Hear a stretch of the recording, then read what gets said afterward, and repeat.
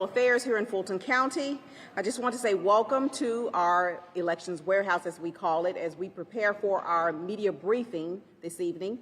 You will receive an update regarding the election process throughout the day and how things have gone. I'm going to bring to the podium the following two people. First, Kathy Woolard, who is the chairman of the Board of Registration and Elections, and then following Ms. Woolard, we will have our interim director of elections, Ms. Nadine Williams. Good evening, everybody. I'll stand on my tiptoes and try not to wobble as I talk to you.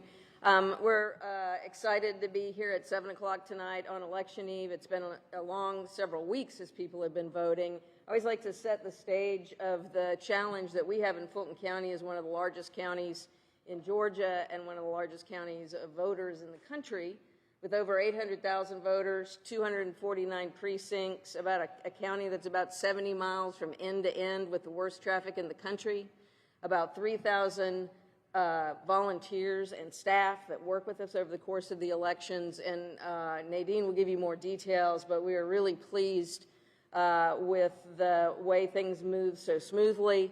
There are always hiccups in any kind of election, but as I have learned, as long as you can track the problems and understand things and fix things, then you've let the redundancies work. And that is what we've seen today and throughout our early voting.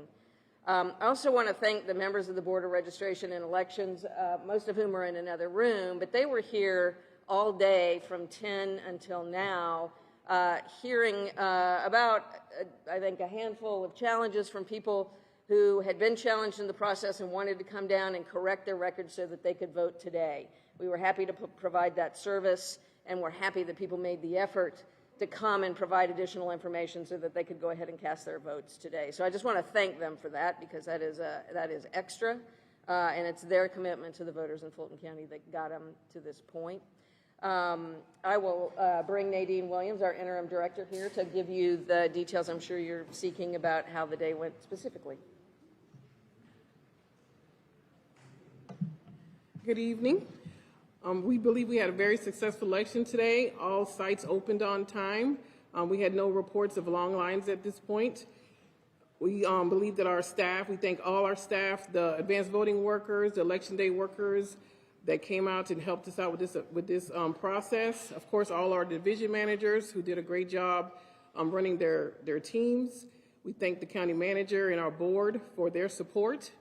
We expect to upload advanced voting totals by 7:10. So all those should start uploading at 7:10. Followed by that, we will have our absentee totals. That's absentee by mail. And then we should hopefully get all the memory cards in from all the 249 election day sites before 10 o'clock. So that is our goal at this time. And we do believe we'll be successful in doing that.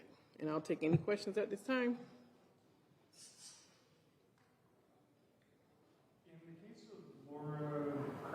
I was wondering why exactly was she, as a poll worker, expelled from a poll along with her son? We were advised of the matter by another poll worker.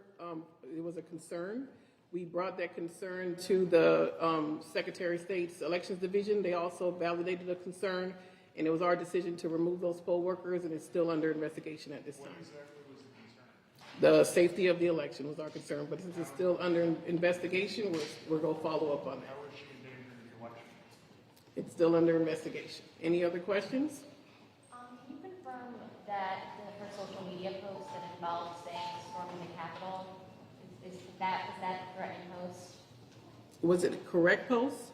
Right, can you confirm that it involved that she stormed the Capitol on January 6th? That is one of the posts that we were made aware of. But it is not the post. We actually did not know about that post until there was a different post that we got information in regards to. Then that was another concern brought to our attention. But that was not the original post that was brought to our attention, no. So how many posts were there? It's still under investigation. And what about the problem at Chattahoochee Hills? Can you elaborate on that problem and what happened? There was an issue with, we believe, the poll pads, and we were able to use the backup paper list to rectify that. So those voters were able to process their ballots. Were there any other problems at polling places besides that one? There were some minor issues that are normal with elections, but nothing that would jeopardize the election at any point. Herman called for, or said one of the posts you commented on was from this morning in which she called for, quote, free and fair elections, unquote. That is not accurate, but it's still under investigation, but that is not the post we were referring to. Any other questions? Okay, thank you so much.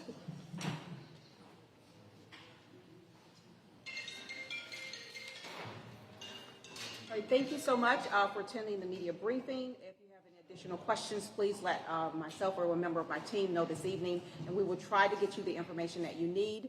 So just give me a call or come up here in front and see me. But thank you again.